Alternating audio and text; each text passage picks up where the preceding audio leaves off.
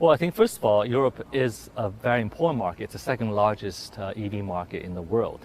Secondly, I think comparing our products to what's offered here, we are very confident that we provide a very significant product strength. It has one of the best technologies, but also we can provide in a very manageable cost, so make a very appealing proposition to European customers.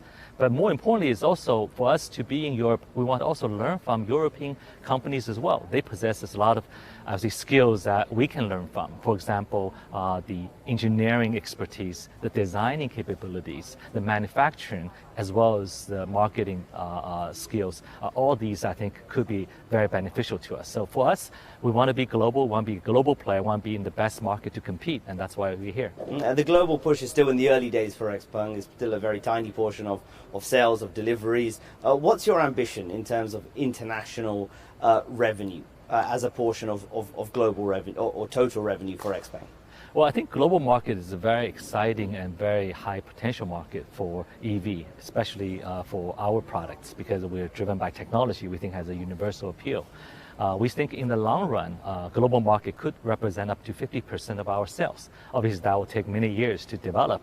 But because global EV market right now is still very nascent compared to Chinese market, which is probably more developed. So there's a lot more growth potential. And I think there's more upside of focusing and investing in global markets. Do you have an idea of how much international sales will represent this year?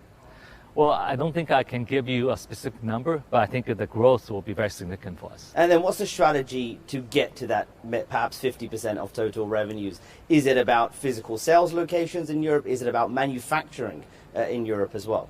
Well, I think one is you need to have very good products. You need to have competitive products that customer desires. So that's why we're introducing the P7 and G9, which we believe are very competitive products in Europe. We also have plans to roll out our next generation product, G6, probably sometimes next year, to European customers. Secondly is that we need to have a very local approach. We need to really relate to customers' local driving experience and then desires. So that's why our distribution model will be very bespoke to specific markets. For example, in the 4 markets that we sell today, we have a hybrid model that has a self-owned stores as well as partnership stores.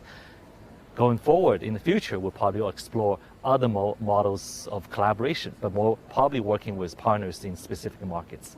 And we also want to make sure our product possesses the highest quality as well as safety standards that really addresses European customers' needs.